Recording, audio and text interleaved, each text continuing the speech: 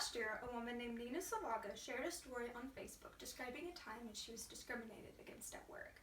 Nina, who had just begun at this company, was working in her office one day when a younger male coworker walked in and asked her the question, "Are you growing dreadlocks or something?" Now normally, this kind of question never bothered Nina, but because she was the only woman of color in the entire company, this one really got to her. He immediately realized the question he asked was inappropriate, and Nina quickly asked him to apologize. He obliged and left the office, and nothing more ever came from it. She never reported it. But discrimination is everywhere, specifically in the workplace. In fact, the U.S. Equal Employment Opportunity Commission, which I will refer to as the EEOC, states that there were 72,675 charges of workplace discrimination in 2019. As managers, it is important to have extensive knowledge as to what exactly discrimination is. Charles Jackson, in the 2019 Salem's Press Encyclopedia, describes discrimination as the unequal treatment, whether intentional or unintentional, of individuals or groups on the basis of group membership that is unrelated to merit, ability, or past performance. In other words, discrimination is the unjust treatment of different categories of people. When it comes to workplace discrimination, Title VII of the Civil Rights Act of 1964 makes it unlawful to discriminate in the hiring, discharge, promotion, referral, or any other facets of employment that is enforced by the EEOC. As a manager, it is important to know the different types of discrimination, what kind of laws can help reinforce measures of discrimination, and what proper training can help in situations of accusations in your work environment. So let's begin with the different types of discrimination.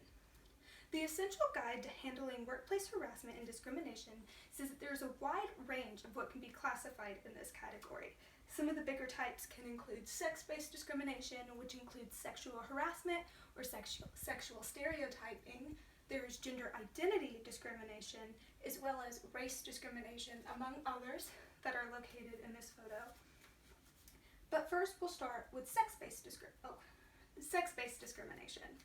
Allison Doyle, a journalist for The Balanced Career, states that sex-based discrimination made up 32.3% of complaints in 2019. When it comes to sex-based discrimination, there are many ways that people can discriminate, but the most popular form is sexual harassment. Mary Boland's book, Sexual Harassment in the Workplace, says that sexual harassment includes the unwelcome sexual advances, requests for sexual favors, and sexual conduct that is directed towards a person because of their gender. Another form of sex-based discrimination is sexual stereotyping. The Essential Guide describes this as holding men and women to different standards based on historical or traditional sex roles. A real-life example of this includes a young woman who began working at an accounting firm but was denied a promotion by a superior because of her lack of interpersonal communication skills. The manager, who was a male, told her that it was up to her to walk, dress, and talk more feminine to represent their company better.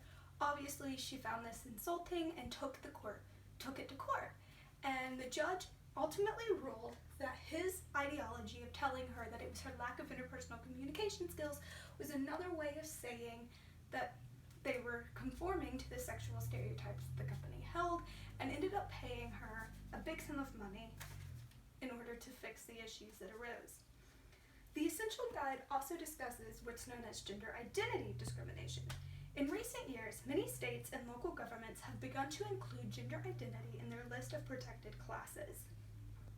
Gender identity refers to one's self-identified gender opposed to the gender that they had when they were born. The EEOC has ruled that Title VII prohibition of sex discrimination and transgender status bars against any gender roles that were assigned to you. Employers can't discriminate based on stereotypes about how men and women should behave, which can now include treating someone based on the gender they had at birth compared to what they identify as. Lastly, there is race discrimination. Doyle states that race discrimination also made up 32.3% of complaints filed in 2019. Race discrimination occurs when an employer makes a job decision based on an employee's race or adapts a policy that appears neutral, but disproportionately disproportionately affects members of a certain race. A real-life example of this one occurred in 1968 in the very first Supreme Court case to ever establish disparate impact. An employee through this court was required to have all employees have a high school diploma, which in 1968, many African American people were not allowed to go to school, let alone get a degree, which barred them from having careers. So now that we have discussed what discrimination is and some of the different types of discrimination, let's look at some of the laws that help combat it. As a manager, it is also important to understand and take into effect the different types of laws that are prevalent in the workplace. Title VII created the EEOC to investigate these claims. In his book, After 20 Years, Mediation is the Mainstream at the EEOC, Patrick McDermott writes that the EEOC is responsible for enforcing all federal laws that make it illegal to discriminate against a job applicant or employee. These laws are very wide, and some of the laws include the Title VII, the Equal Pay Act, and the Age Discrimination Act, among others, very easy to find. Not every anti-discrimination law applies to every employee, however. Most of the time it depends on your size or the location of the company you are working for. And especially the act of employee. For example, if your company would only be registered under the Title VII law if your employers had 15 employees. Age Discrimination Act would be with 20 employees, but the Equal Pay Act works with any company with any number of employees. So now that we have discussed some of the many anti-discrimination laws, let's look at what proper training can do to help managers undergo situations of accusations. According to Kelly Yeats, a writer for Insperity.com, she says that training is the answer to managers avoiding discrimination claims. She quotes, "Managers should spend more time learning about anti-discrimination claims, because after all, they will be the ones processing and receiving these complaints. Some important things a good manager should be able to do after training is that they need to know what constitutes a complaint and how to listen and respond to employees when complaints are given. They need to understand and be able to recognize when an employee feels that they are being treated unfairly because they feel that they belong to a protected category, and they need to be able to recognize these phases and report them to the proper people. In most companies, that would be HR.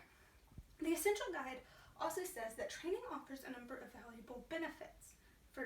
It establishes a standard of appropriate behavior, and it tells employees how to proceed if they believe that they have experienced harassment or discrimination within their company. It also reinforces the message that a company is serious about preventing and correcting violations, which both communicate your company's commitment to its employees, but also protecting themselves against lawsuits. If there's already been a workplace incident, training can help diffuse those situations and alleviate stress that many of the employees may be feeling. Now, before I end my speech today, I want to do a little interactive part where you get a sheet of paper and anonymously answer the following 3 questions.